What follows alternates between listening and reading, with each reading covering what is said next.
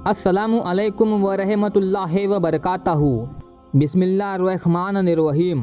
दोस्तों, आज के इस वीडियो में हम आपको एक गांव के इमाम साहब का एक ऐसा वाकया बताने वाले हैं जिनकी शादी एक बुरी और बदकार औरत के साथ हो गई। यानी कि जिन्होंने एक तवायफ औरत के साथ में निकाह कर लिया, लेकिन फिर उस इमाम साहब के साथ गांव वालों ने जो कुछ किया जानकर आप लोग भी हैरान रह जाओगे। इसलिए आज का ये वीडियो आप सभी के लिए बहुत खास है। आप इसको आखिर तक ज़रूर देखें और मेहरबानी करके इसे शेयर भी कर दे ताकि और भी लोगों के पास ये वीडियो पहुंच जाए। और अगर आप हमारे चैनल पर पहली बार आए हैं तो चैनल को सब्सक्राइब करके वीडियो को लाइक कर दें। तो चलिए दोस्तों शुरू करते हैं। दोस्तों, किसी गांव में एक इमाम साहब रहते थे। जिस गांव में आपने आंखें खोली थी उसी गांव में आपके वालिद एक मस्जिद में इमाम थे। जब आप बचपन की दहलीज पर पहुँचे तो आपके वालिदा का इंतकाल हो गया। माँ की ममता आपसे दूर हो गई, मगर बाप की मोहब्बत और शफकत ने आपको कुछ कम नहीं होने दिया। आपके वालिद ने बड़े ही तवज्जो और एहतमाम के साथ अपने बेटे की परवरिश की और उन्हें दीन की एक एक बात अच्छी तरह से समझाई। ये एक बाप की तरबियत का ही असर था कि मौलवी साहब बचपन से ही एक सुलझे हुए नेक इंसान के रूप में ढलते चले गए। लेकिन बाप की ज़िंदगी ने भी आपके साथ में ज़्यादा वफा ना की। जब आप अपने 20वें साल में पहुँचे तो एक दिन आपके वालिद फजर की नमाज अदा करते हुए अल्लाह को प्यारे हो गए। अब आपके आगे पीछे कोई खास रिश्तेदार भी नहीं थे। बाप का साया भी छिन गया, लेकिन आप अल्लाह की रज़ा पर राज़ी रहे और इसी तरह से मौलवी साहब की ज़िंदगी गुजरती रही।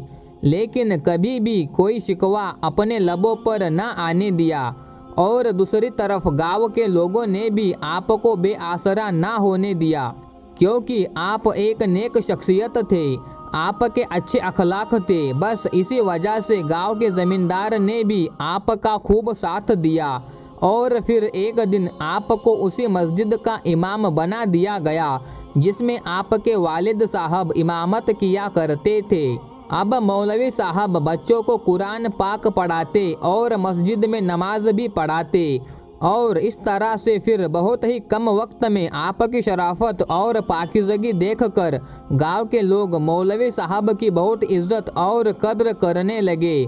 और यही नहीं बल्कि दीन के मसाइल पूछने के लिए लोग भी दूर दूर से आपके पास आने लगे। हम आपको ये भी बता दें कि मौलवी साहब मस्जिद के साथ बने हुजरे में रहते थे और आप गैर शादीशुदा थे। एक दिन मौलवी साहब जोहर की नमाज पढ़ाने के लिए मस्जिद में आए तो देखा कि आज बड़ी तादाद में लोग मस्जिद में जमा है। ये देखकर मौलवी साहब को बड़ी खुशी हुई और आपने दिल ही दिल में अल्लाह का शुक्र अदा किया। आज तो काफ़ी तादाद में लोग नमाज पढ़ने के लिए मस्जिद में आए हैं। खैर, नमाज पढ़ने के बाद गांव का ज़मींदार मौलवी साहब के पास आया और कहने लगा, मौलवी साहब, आज हमारे गांव में एक बहुत ही बड़ा मुकदमा होने वाला है, इसलिए हम चाहते हैं कि आप भी उसमें शरीक हो। तो ये सुनकर मौलवी साहब कहने लगे कि भला इतने बड़े मुकदमे में मेरा क्या काम है। दोस्तों, दरअसल ये एक ऐसी औरत का मुकदमा था जिस पर इल्ज़ाम लगाया गया था कि ये औरत गांव में बदकारी फैला रही है। इसलिए गांव का ज़मींदार कहने लगा, मौलवी साहब, आज हमें उस औरत का फैसला करना है, लिहाजा अगर आप आ जाएंगे तो हमें फैसला करने में आसानी हो जाएगी। ज़मींदार की बात सुनकर इमाम साहब ने अपना सिर हिला दिया और कहा कि ठीक है जनाब, जैसा आप मुनासिब समझे। अल्लाह ने चाहा तो मैं ज़रूर आऊँगा। इसके बाद शाम के वक्त गांव के चौक में मुकदमे के लिए काफ़ी सारे लोग जमा हो गए। फिर ज़मींदार के आने के बाद में मुकदमा भी शुरू हो गया। हुजुम के बिल्कुल सामने एक औरत अपने आप को काले बालों में छुपाई हुई खड़ी थी। साथ ही उसके 2 बच्चे भी थे। एक की उम्र तकरीबन 6 साल और दूसरा तकरीबन 4 साल का लग रहा था।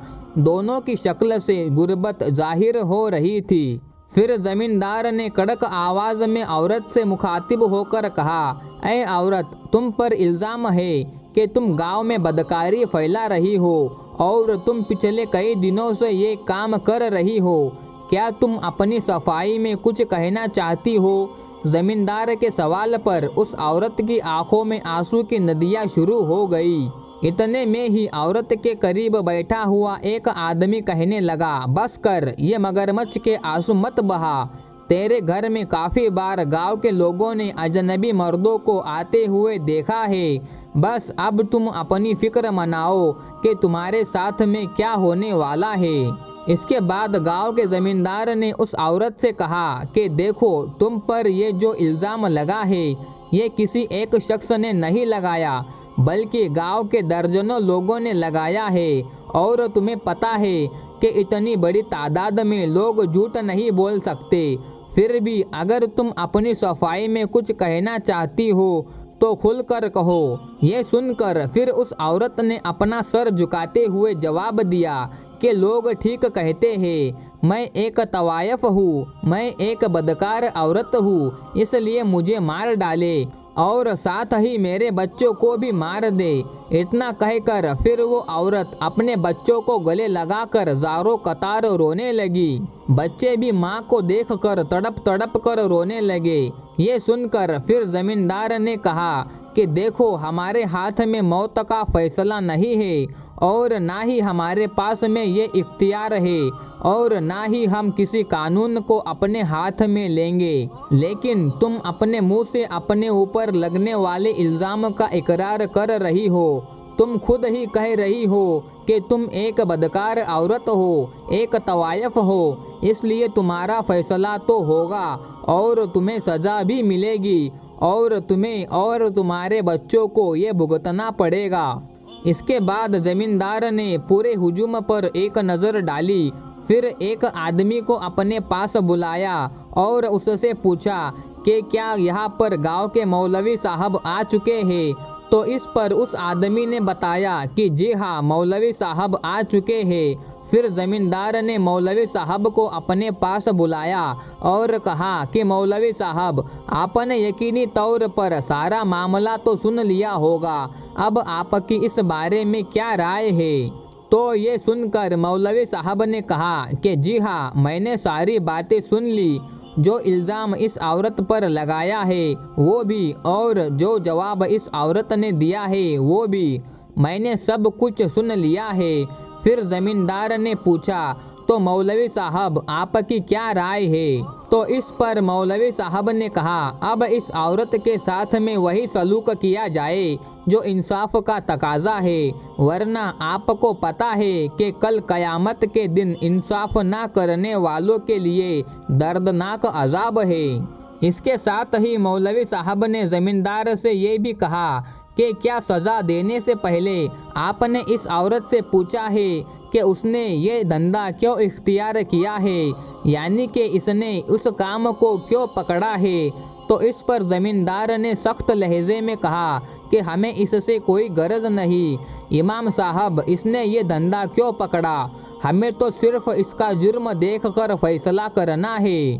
तो ये सुनकर मौलवी साहब ने कहा, फिर माफ़ फरमाइए चौधरी साहब, आप दुरुस्त फैसला नहीं कर रहे हैं, आपका अदल नहीं है, यानी कि आप सही फैसला नहीं कर रहे हैं। मौलवी साहब के इस बेबाक जवाब से पूरे मजमे में सन्नाटा छा गया। जमींदार के चेहरे पर भी गुस्से के आसार नजर आने लगे। इसके बाद इमाम साहब ने औरत से मुखातिब होकर कहा, बताओ बीबी, तुमने ये पेशा इख्तियार क्यों किया, यानी कि तुम एक तवायफ क्यों बनी? तो इस पर उस औरत ने दर्द भरे लहजे में कहा, जब मेरे शौहर की वफ़ात हो गई तो उसके कुछ दिनों के बाद सारे रिश्तेदारों ने हमारा हालचाल पूछना बंद कर दिया। इस वजह से फिर मेरे बच्चे भूख से तड़पने लगे। मेरे घर में फाकों की नौबत आ गई। लोगों के घरों में काम करके भी मुझे कुछ हाथ ना लगा, बल्कि सिर्फ मेरी जवानी की कीमत लगी। और मेरी इज्जत दांव पर लगी। लोगों की भूखी नज़रें, मोहल्ले और रिश्तेदारों के तंज के तीरों ने, मुआशरे के सभी इज्जतदारों ने जलील पर जलील किया। तो फिर आखिर में मैं जलील होने के लिए तैयार हो गई। मैंने ये सब कुछ अपने बच्चों की भूख के खातिर किया और मुझ पर इल्ज़ाम लगाने वाले ये वही इज्जतदार लोग हैं जो रात के अंधेरे में मेरी शर्म को तार तार करते हैं। उस औरत का इतना कहना था कि पूरे मजमे में सन्नाटा छा गया। हर कोई हैरान और परेशान रह गया। काफ़ी सारे लोगों के सर झुक गए। ये सुनकर फिर इमाम साहब कहने लगे, सुन लिया ना एक औरत का इकरारी जुर्म। अगर ये एक मुजरिम है तो इससे पहले आप सब गांव वाले भी मुजरिम हैं जिन्होंने इस औरत को ये पेशा इख्तियार करने पर मजबूर किया। तंगदस्ती और गुर्बत से तो अल्लाह माफ़ फरमाए, क्योंकि ये इंसान को कुफ्र तक ले जाती है। इसके बाद इमाम साहब ने कहा, चौधरी साहब, हमारा ये पूरा गांव इस जुर्म में बराबर का शरीक है। वो मर्द जो इस औरत को मजबूर करते रहे और इसने आखिरकार अपने बच्चों की भूख के लिए अपनी इज्जत दांव पर लगा दी। अब अगर आपको इस औरत को सज़ा देनी है तो सबसे पहले आप सबको अपने आप को सज़ा देनी होगी। मौलवी साहब की बात सुनकर ज़मींदार ने कहा कि आप सच कहते हो इमाम साहब, मैं वाकई में इंसाफ नहीं कर पाया। आज मैं मान गया हूँ, वाकई मैं इंसाफ की कुर्सी के लायक नहीं हूँ, मगर ज़ाती तौर पर आज एक हक बात ज़रूर कहना चाहता हूँ। फिर गांव का ज़मींदार उस औरत के पास गया और उस औरत के सर पर अपना हाथ रखा और कहने लगा कि आज से तुम मेरी बेटी हो। आज के बाद तुम्हें कोई रुसवा नहीं करेगा। ये सुनकर सब में खुशी की लहर दौड़ गई। ज़मींदार की बात सुनकर वो औरत कहने लगी, चौधरी साहब, मैं अब किसी की बेटी बनने के लायक नहीं हूँ। मैं दागदार हो चुकी हूँ। क्यों आप अपनी इज्जत को रुसवा करना चाहते हो? अगर खुदकुशी हराम ना होती तो मैं कब की कर चुकी होती। तो ये सुनकर मौलवी साहब ने कहा, मायूस ना हो।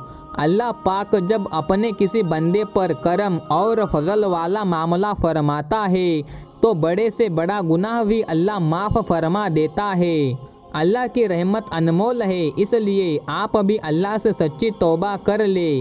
इंशाअल्लाह अल्लाह तुम्हें भी ज़रूर माफ़ फरमा देगा।